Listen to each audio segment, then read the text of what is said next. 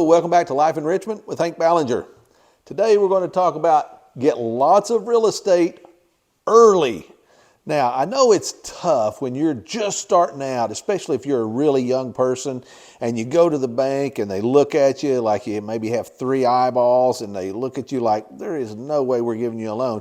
You've kind of got to schmooze them into it. You got to encourage them that you know what you're talking about, that you're responsible and that you can do this. So it's tough to get a lot of real estate when you're a very young person, but you can do it. I know some people that are in their 20s that have over 100 apartment units. So it can happen. I know some that's in their 30s that have 500 or 600 units. So it can happen. So let's look at this.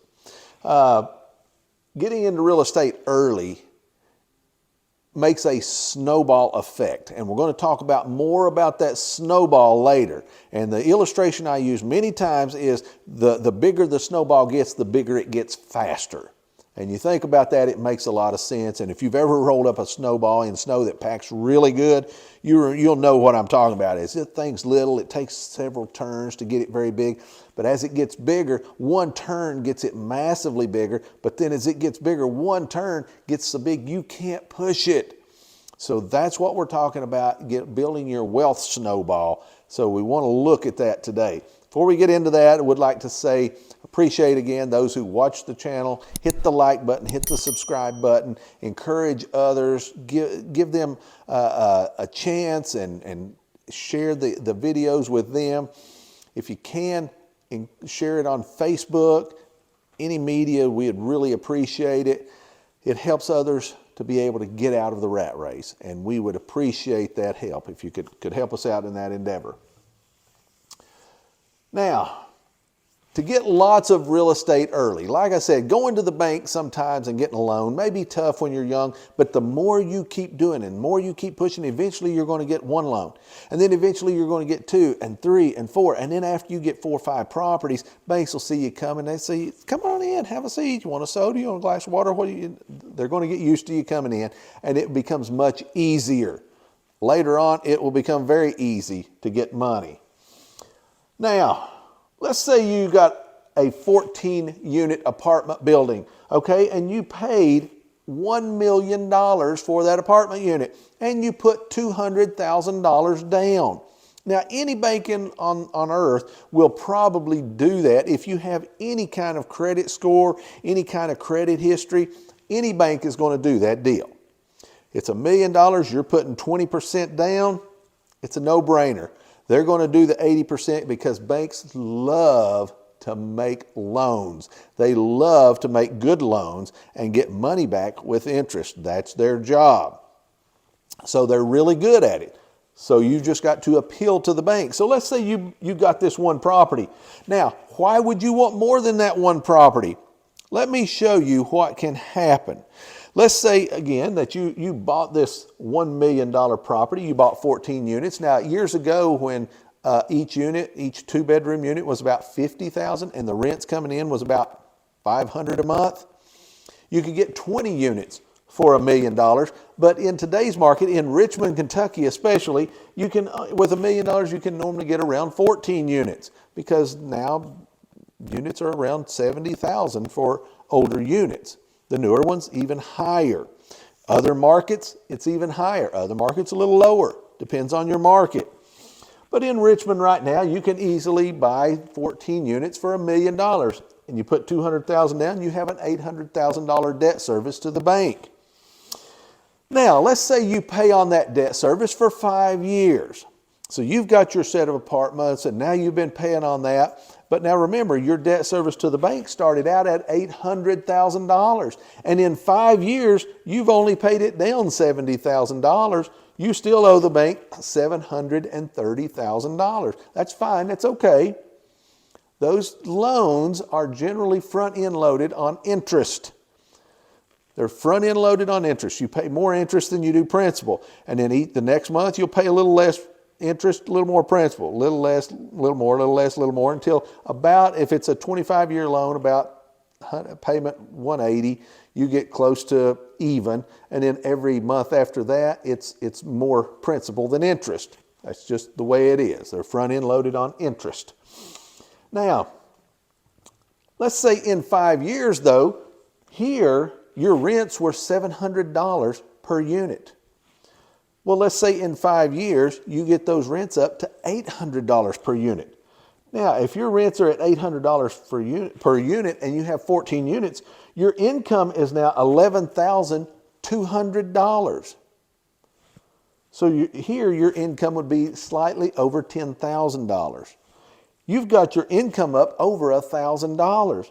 Now, if you look at the 1% rule, the value of this property with each unit now bringing in, according to the 1% rule, or the RV ratio as some people call it, you're looking at, you add 2 zeros because of the 1% rule. If this is the income, you add 2 zeros, and that would tell you the value of that property. So now this is a $1.120 million property. So you've added $120,000 worth of value to that property. Now, if you do that, if you raise the rent only $100 in 5 years, which is not hard, if you do that in 5 years, you have 1.120 value. You take away 20% because the bank's never going to give you a 100% loan against that property, generally 80% LTV. So you take away 20% from that amount, that's $224,000. So now the bank would loan you up to $896,000. But remember, you only owe $730,000. This is almost $900,000, so you have almost $170,000 worth of equity in this property now from what you've paid down and what you've raised rents to raise the value. You now have $170,000 worth of value in this property. Now all you need is another $30,000 and you've got the $200,000 to buy another property. So let's say you've done that. You've saved the $30,000. So with what you've gotten rents up and what you've paid down, you have a $200,000. Now you buy another building. Now, why do you want to do that? You say, yeah, but now I have more tenants. I got more problems. I got more debt service to the bank. I got more taxes, more insurance, more of everything. That's true, but you will also have more income. So if this is an income producing property, if you buy another, you have more income. Remember, this is a positive equity item. It brings in more each month than it costs you. So if you buy another, you're going to have even more income. That's why you do it. Now the snowball got bigger. Now let me show you what you just did. You have taken equity out of one property to buy a second property. You didn't lose one dime. See, when you pay money on a property, let's say this. If I went and bought that t-shirt I talked about a while ago, if I bought a t-shirt, it loses value. I lose that $20 as that t-shirt goes down in value. I actually lose value. But when I put money from this property to this, I don't lose a dime. That money went from this property to this property, and now I also have additional cash flow each month. I have additional equity value as I pay that debt service on both of these off, as I gain appreciation because it's going up in value, and I get depreciation because now I have more tax write-offs each year. So all the phantom income, the appreciation, the depreciation, and the equity, I get more. I get twice as much. And the cash flow, I get twice as much. Now, yeah, did I have to take money out of this one to buy this one? Yes. So the debt service on this one is a little more. But I still have, if I took $100,000 out of this, I still have that $100,000. I just have it in equity in this one. But I have now 28 units building equity for my future, building wealth for my future, not just 14. Now, let me illustrate that a little better way using some stock market illustrations. Now, for those of you who may have a 401k or a 403 or a SEP or a Roth IRA or a self-directed IRA or something like that, and you're investing, whether you're going through another company or you're doing it yourself, or you're going through the place where you work, however you're doing it, that money's still going into the stock market. Let's look at how this works. Remember I said you need to invest in real estate early. We've got two brothers here. Brother number one, he says at 25 years old, he kind of figures this thing out, and he says, you know what, I'm going to start putting $500 per month into the stock market. And he does that, and when he becomes 65, he will have $1.2 million. But he started at 25. Now his brother number two, he didn't catch on as quick. He didn't start at 25. He waited 10 additional years.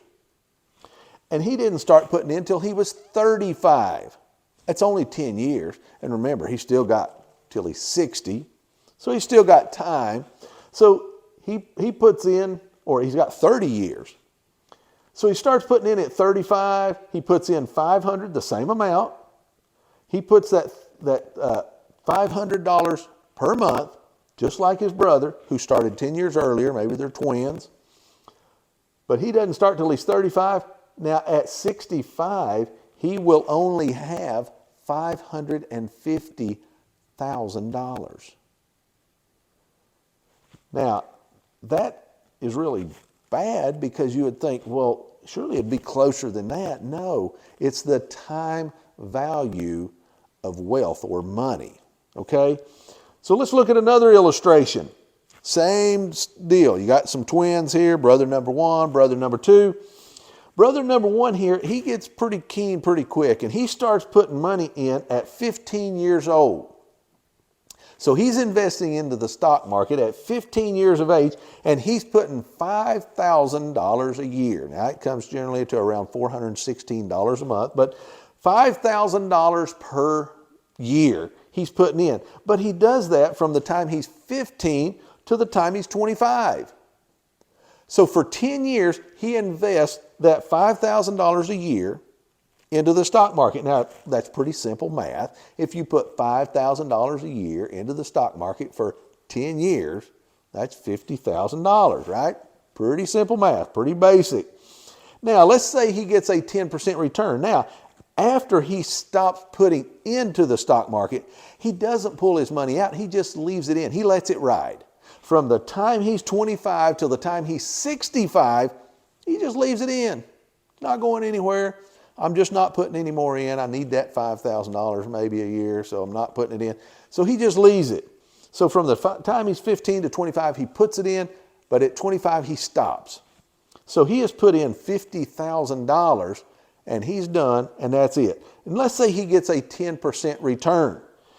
At the end of when he is 65 years old, he will have, or I'm sorry, on this illustration, he's 60 years old, he will have $2.709 million, little over. Okay, he will have $2,709,677.